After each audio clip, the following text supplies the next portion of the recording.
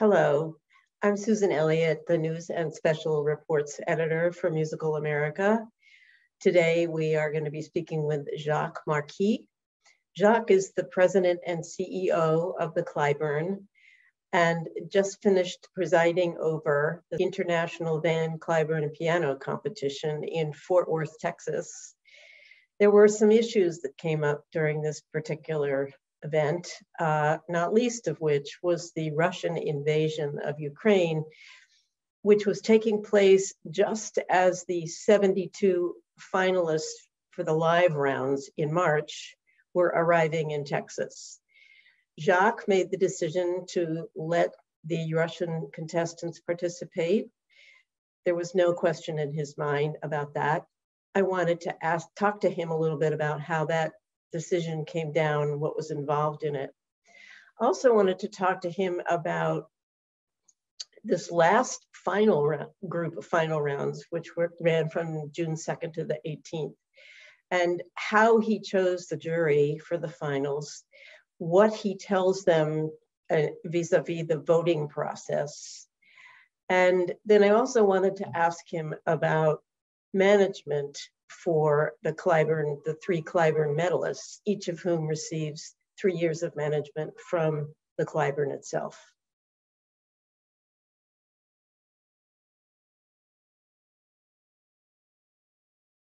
Hey, Jacques. Hello, Susan.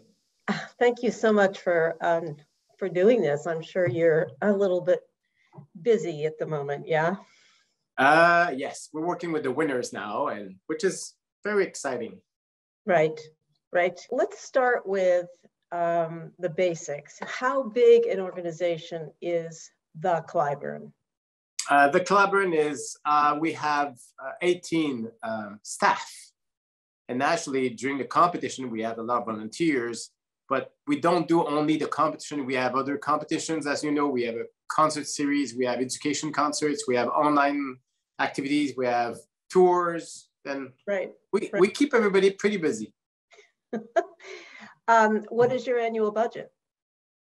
The year of the competition, the year of the big Cliburn is 9.5, I would say. The other years will be like 3, 4, depending. Yeah.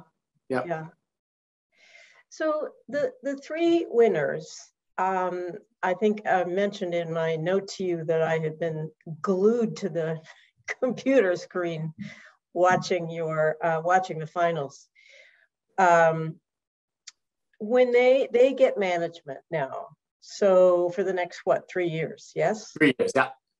And does the Cliburn do that, or do they actually hand it off to another company? No, we do that. We support them as long as we go, and until we feel that there's a transition for a manager who wants to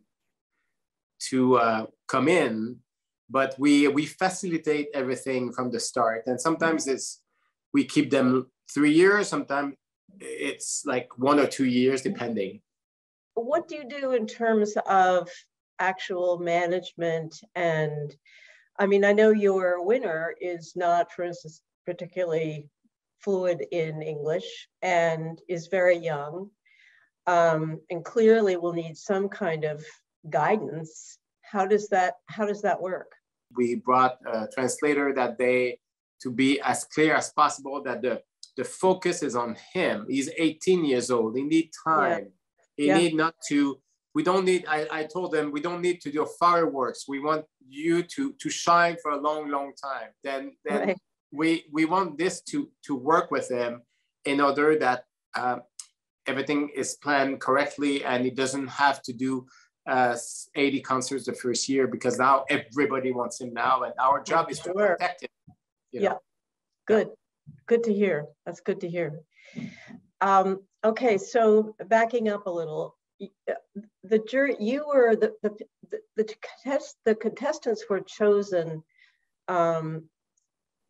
by the end of the pandemic. They had been already chosen, mm-hmm. Did they not? Yes, they did. Okay, they did, and the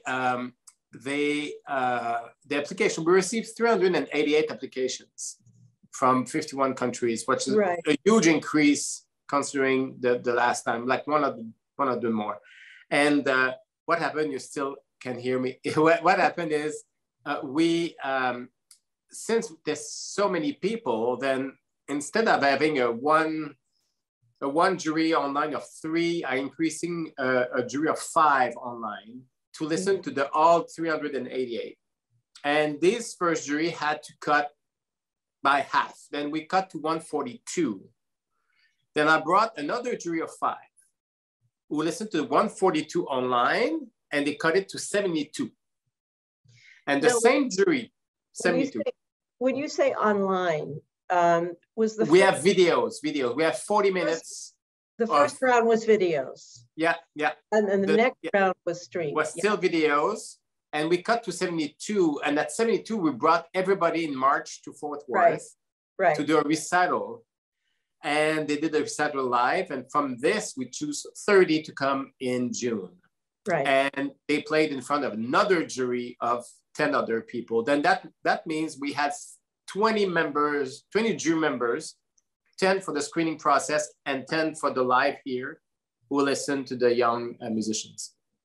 How do you choose the jury members? I choose the jury members very carefully. And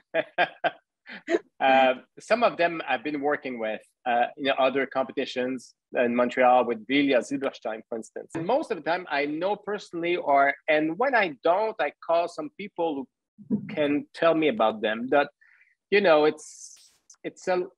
you have to find the right blend. And it was a great blend this year. So let's talk about that a little bit. How does what is the voting process? Do they have ballots and numbers? No numbers, no math. Everybody has a different relationship with numbers. Then I try to avoid numbers. The system is pretty simple, actually.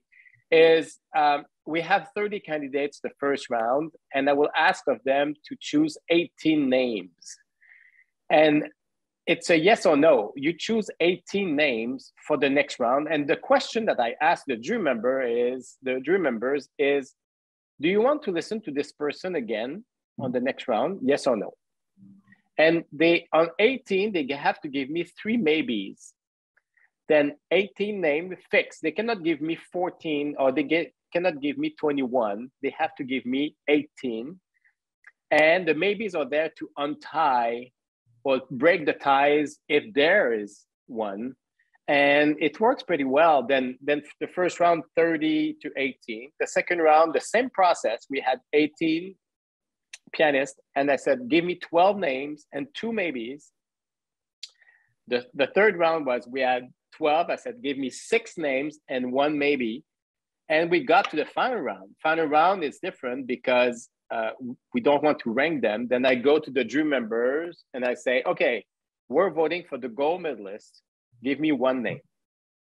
And they give all 1 name. There were 9 jury members because Marin was a non-voting jury member. There were 9. Then if I have 5, 6, 7, 8, or 9, a majority of vote, we have a gold medalist. Once it's done, I do the silver. When it's done, I do the bronze. And it worked pretty good this year. Yeah, I would agree with that. Do they have a discussion amongst themselves, or? No discussion, no deliberation, no talk. This is the most boring stage that people are thinking. They think, oh, the jury deliberation must be fun. No, it's super silent. We give sheets to everybody with the names. They put yes, no, and we compile all the names and we announce the names. And we go on for the next round. And discussion, and they approve that. And you will say, oh no, I'm sure they discussed. No, every 3-4 days, I come back to them and I said, don't forget that I need from you your tunnel vision. And I have 9 tunnel vision based on your experience. You are concert pianist, you are there, you have been chosen because you know how to get there, but you know how to stay there in the career. And I need your independent tunnel vision, and I will add the 9 tunnel vision to have a result. And believe in the process, and they did. They were very, very good. When you started out with the initial 30 and you asked for 18 and 2 maybes, were the maybes? 3. Oh, 18. 3 maybes and 3 maybes. Were the maybes weighted, or were they just all maybes? No, they were not weighted ever. Ever? No. Okay. No. Fascinating. No. It's very interesting. Yeah. Yeah. It's a process that's been using for at least 10 years, and it's working well. Yeah. And it was quite a great jury, especially quite an updated jury. I like to bring new people, because, you know, if you bring people who are already did it in the past, then they will be more inclined to talk together because they're friends now. And then also, every time I bring new jurors, I'm thinking that I'm promoting the Cliburn in the world on what we do and how we do it, and which is a good thing. Right. Do you sit with an advisory group as you go through and say, I want this juror and this juror and this juror, or do you? No, it's pretty much me. It's pretty much me. This is my thing that I like to do. You know, I work naturally with some the artistic planning. We talk about people, we know pianists and all that. But it's pretty much the way that I like doing that. This is the fun part. Great. So let's back up and talk a little bit about the whole Russian issue. Mm-hmm. When that first came up, was that something that, again, sort of, you said, we're letting them come, or there's no question, or did you have to consult with people about that, or how did you decide to do that? The war started just before the screening auditions live in Fort Worth. Then we had to go and do a statement because we had 15 Russians coming from not coming from Russia, and that's one good thing. We had 15 Russians, but most of them were here or in Europe. And then I met my executive committee. You know, then as any nonprofit, we have a board and we have an exec, and the exec of 15 people. We met with the exec, and we look at the different considerations, because there were a lot of consideration at that point, especially at the beginning. And at the end, I think it was, I remember saying, you know, if one organization in the world is supporting young Russians, it should be the Cliburn, considering where we're coming from. Yeah. And these young musicians have nothing to do with what happened there, and most of them were against it when they can, because some of them could not. They still have family there and all. Yeah. Then it was kind of an obvious thing, and the response was very, very favorable response here, naturally in Fort Worth, but in the world, in the artistic world that we live in, it was a very great response. And we were the first one to go and say, we will not ban blindly musician who has nothing to do with this. And then I believe some of the other competitions that had banned them changed their minds, no? They did. Yeah, they did. Yeah. Yeah. Mm-hmm. Yeah. Good for you. That's great. Thank you. What are the different considerations between the screening jury and the final jury?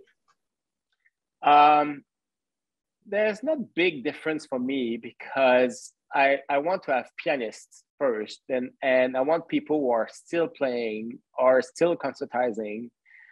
Most often I have on my screening jury some people who were on my big jury, and if I say so, because they know exactly the level of the requirements that the Cliburn is asking. The main jury is important, but the screening jury is crucial, because you don't want to lose anyone, and it's a hard job. All the jurors are working hard, and I thank them for that work. What was your biggest challenge over the last 2 weeks, 3 weeks? naturally I think we managed the Russian situation pretty well. Naturally, there was COVID still there, and we had some issues with, you know, crew production, people, webcast, streaming, staff. Then we had to be careful with all this. At the end, I was before few days before the end, I said, I care only about 16 people now. 9 jury members, 1 conductor, 6 candidates. The other one, I don't care very much. I want everybody to be safe. Yeah. And we finished it, and I was really happy. Okay, what was your happiest moment? I think that it's always fun. The final round is always fun. You know, this year especially, I decided to do 2 concertis at the end. Then we had really interesting concertis, you know, concerti like Beethoven, and we had Grieg, and we had Gershwin, and we had actually Rag 2, Rag 3, Prokofiev. But it was 4 fantastic nights that I was dreaming of a few years ago when I did that. And we had Marin Alsop, which she was fantastic from the start to the end. And so fortunate to have her, and she is great. She is dedicated. She as a bigger name in the field of conductors. She was fine being in the shadow and give all the stage to the young musicians, and full respect, total respect for her.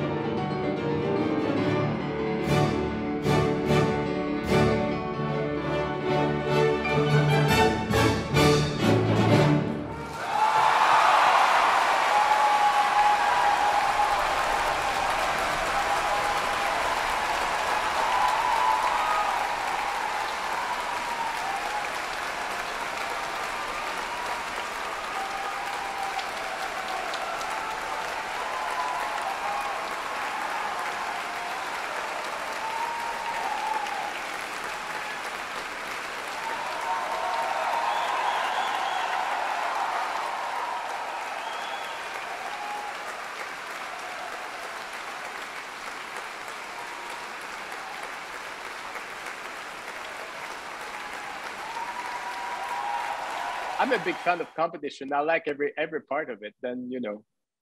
Yeah. And I think it's all about the competitors. You know, we had the chance of having 30 interesting, fun, engaged.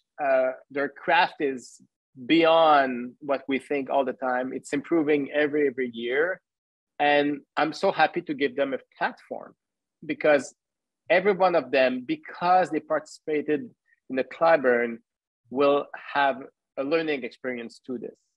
And I think this is our role. We give them a place to strive and a place to aim. And not everybody is a winner, but everybody can learn from this. And that's a winning attitude. My most touching moment of the competition, if you ask, is when Anna on the stage at the award gave a hug to Dimitro. And regarding what happened the last 3-4 months, I think this was the picture of why we do what we do. Because music, like Cliburn in 1958, music can bring people together. And I believe that strongly.